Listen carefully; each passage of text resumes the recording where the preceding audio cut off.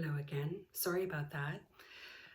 Good old iPhones when they get all filled up and you have to start fresh. So anyhow, as I was talking to you before, you know, iPhones decided to say, hey, you have no more room. This is the bottom edge. You can see how long it's been in Whip Mountain. Look how crackly. Look at how wrinkled that is. So I think that this is going to be a cute little top. I'll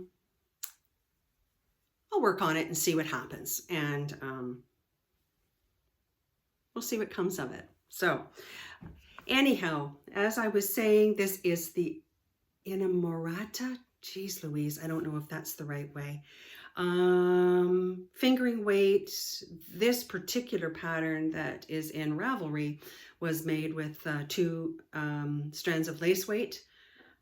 It's knit on a 4mm needle. It is a free pattern, and so I encourage you to take a look at it. There's 176 projects on Ravelry, so people have knitted up, and it looks lovely. It looks lovely. So maybe I will go ahead and finish that.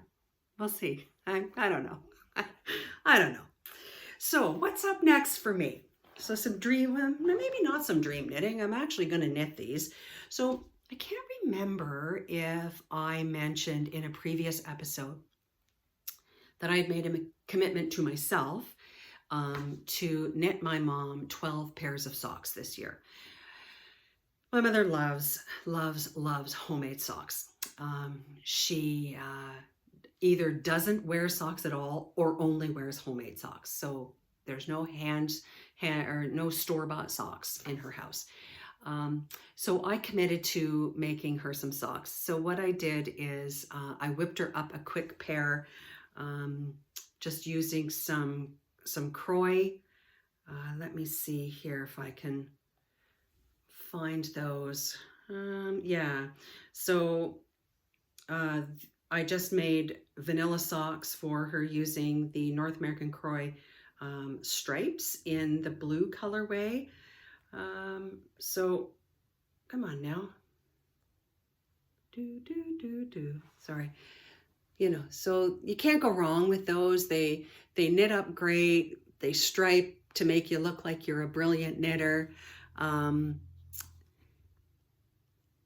And they're, the Croy yarn, it's workhorse yarn, right? So I knit her that pair. Then I knit her another pair with a pattern that I designed that we'll talk about later. And again, this time I used the FX, the Croy FX.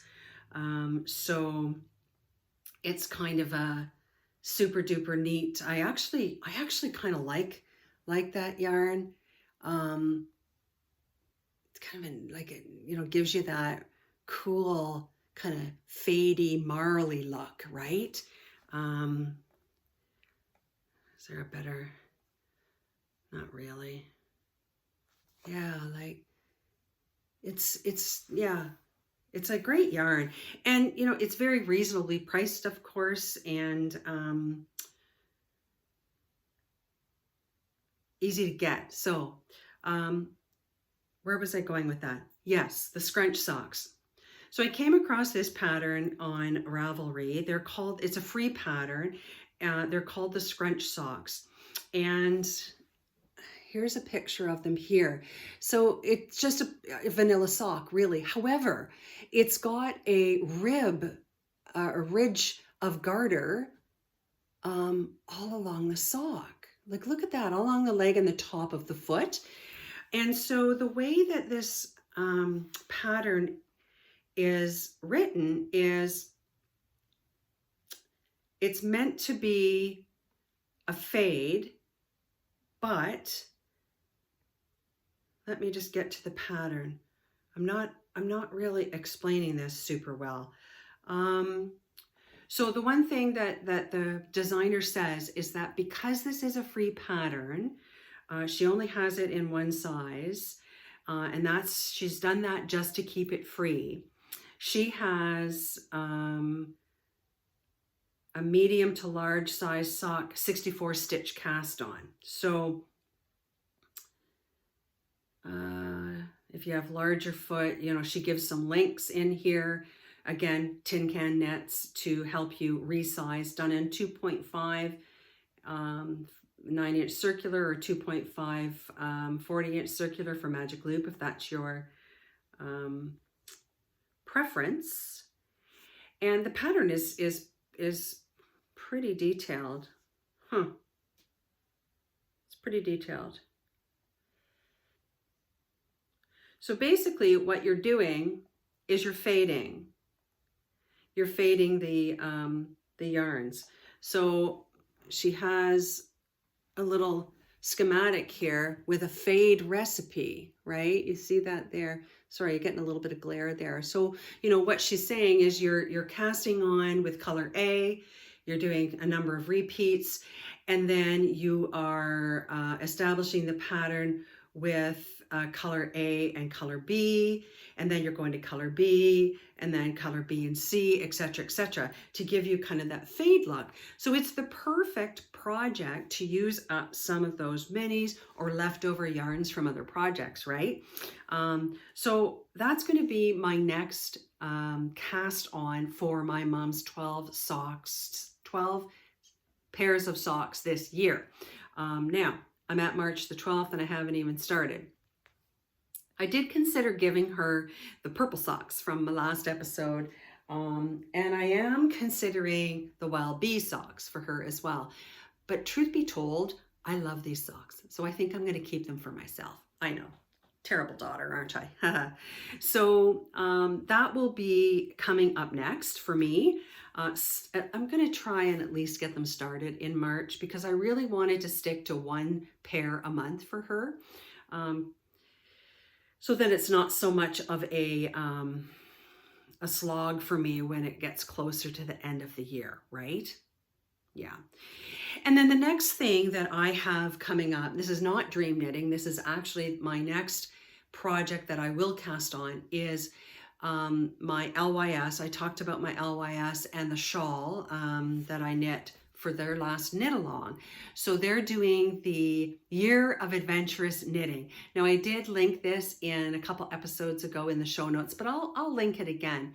So my LYS is doing this, and the reason that they're doing it is for a way to use up your minis, because they do an advent calendar every year. And if you buy the advent calendar, you know, a lot of people just don't use them.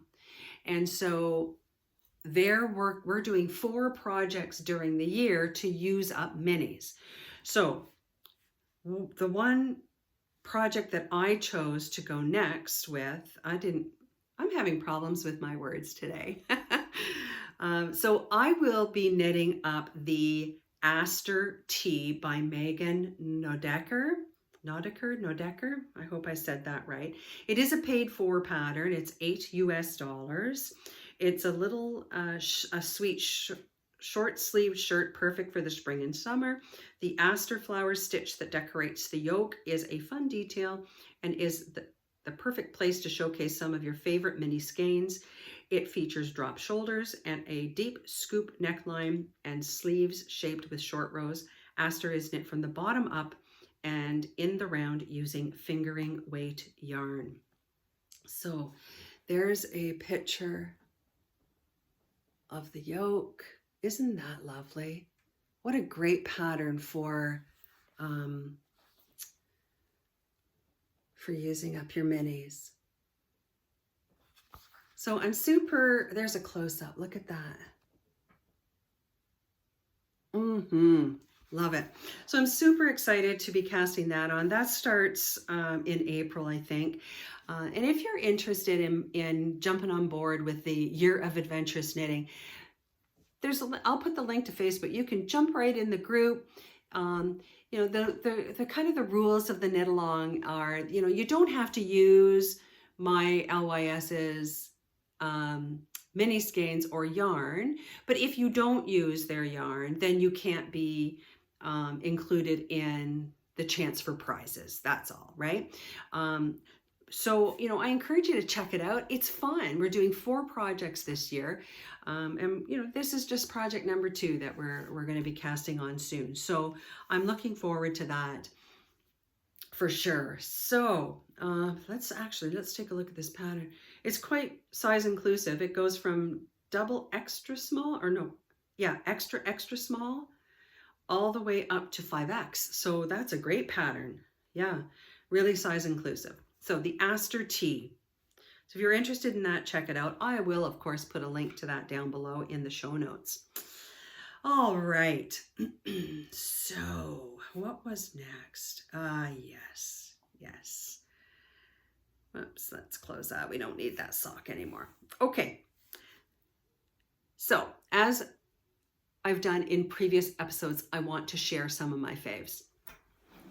So I only have one fave to share with you today, and that is a Nova Scotia maker who, she's a bag maker and a knitting and crochet notions maker, or notion holder maker, if that makes sense. I found her on Instagram, and she has a lovely website. She is from Nova Scotia, Upper Tantalon. I don't know if I said that right, Nova Scotia, which is kind of down closer to the South Shore. And her business name is the Yellow Petal Handmade. Yellow Petal Handmade. Yeah. So you can find her on Instagram. I'll link her below. She also has this website. Wow, free shipping on small items and affordable letter mail shipping options. Canadian shipping. Woo. Small items like bookmarks, keychains, wristlets, DPN cozies are free. Bags and pouches, needle wraps, $6.50. You can choose to upgrade to expedited shipping for $20. That's Canada only. And then new US shipping costs. Oh, fabulous. So anyway, there is one line of her bags that she has called Bags with Bling, and they're handmade project bags that she makes, and they have coordinating chains on them. So I'm just going to pull this one drawstring bag up. So there's the project bag. Like, oh, you can't make it any bigger. So I don't know if you can really get a good look at that, right? Beautiful fabrics. And then on the inside, here, actually, I think I'll show you this picture here. So clipped to the inside is this really pretty beaded chain with a lobster claw clip on it, and you can put your scissors on it. Isn't that amazing? Oh, beautiful, beautiful, beautiful. Oh, and very, very reasonably priced for a hand maker. Bag is part of a limited collection. Pretty floral drawstring project bag with coordinating scissor chain by Mabel and Rose Handmade. Never lose a pair of embroidery scissors again. Never again find those scissors when you accidentally sit on them. Been there, done that. Keep any of your small tools handy, attached directly to your project bag and accessible without detaching. A perfect addition to this project bag and a great gift for any crafter. So the bag is 10 by 10, 3.5-inch boxed bottom, 2 interior slip pockets for needles and hooks, 2 larger pockets for circular needles and accessories, and the scissor chain is one of a kind, made specifically for that project bag, intended to be both useful and beautiful. So Yellow Petal Handmade, my new favorite. Now, you all know that my favorite bag maker of all time is Be By Design from Ontario, but I think that I need to check out Yellow Petal Handmade. Her bags are beautiful. She also has these lovely, there we go, DPN cozies. right? With snaps on them, which are just delightful.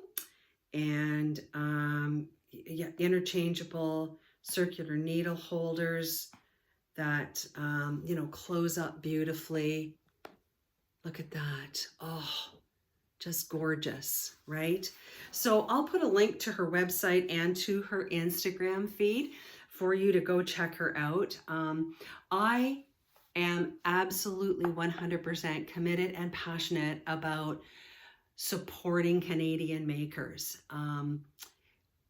There is such talent here that we need to support our Canadian makers, don't we? So if you are able, please check them out. Share their information with people that you know. If you're in the market for purchasing something special for yourself or a gift for somebody, consider looking at these Canadian handmade makers, because this is how we succeed, right? So please consider that, and definitely check her out. Send her some accolades because her work is beautiful. And then finally, I'd like to just send out a really quick thank you to the lovely Fairy Godfather, who gave me a shout out on his latest episode. If you haven't checked out the Fairy Godfather podcast, please pop on over and check him out. He's a scream and an adventurous knitter, to be sure. So if you want some inspiration to be more adventurous in your crafting, go check him out. You will not be sorry. All right. So finally, we have come to the time for our knitting oracle reading. So I'm just going to give these cards a little bit of a shuffle. And I'm going to split them once. Oh, and this one just popped right up. So that's going to be our card. Today's card is the bind off. All right. Let us take a read. Oops.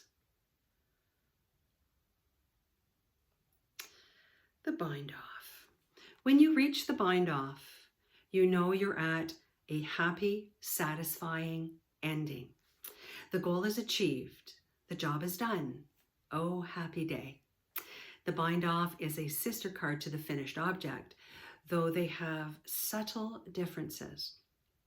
The finished object is a bit more about the elation of victory, and the bind off more about the quiet satisfaction of progress. After all, you may still have to have ends to weave in. The bind off. The goal is achieved. The job is done.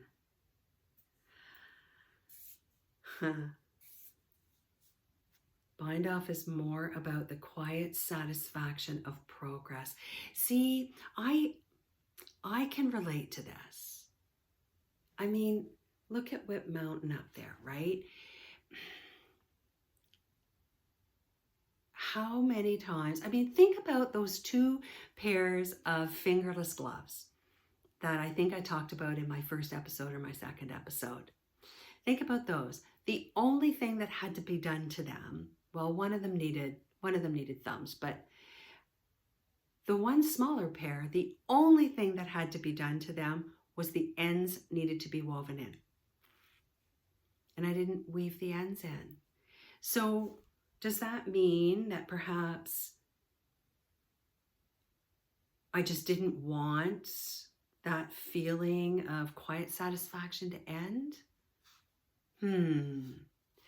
If I went into my sock drawer right now, I can guarantee you that I have at least half a dozen pairs of socks that I've worn multiple times, but don't have their ends woven in.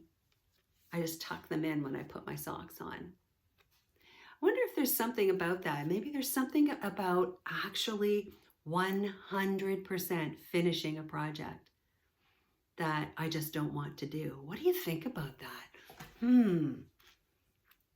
What have you bound off lately?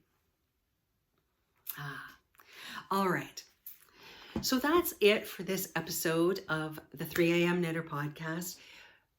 I hope that you have enjoyed your time here, and I look forward to the next episode in a couple of weeks where we will be adding in the Power of Sticks and Strings segment.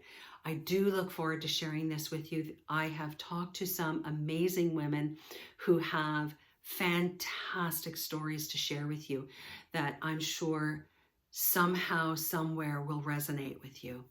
So until then, take good care, keep knitting, and I'll talk to you soon. Bye now.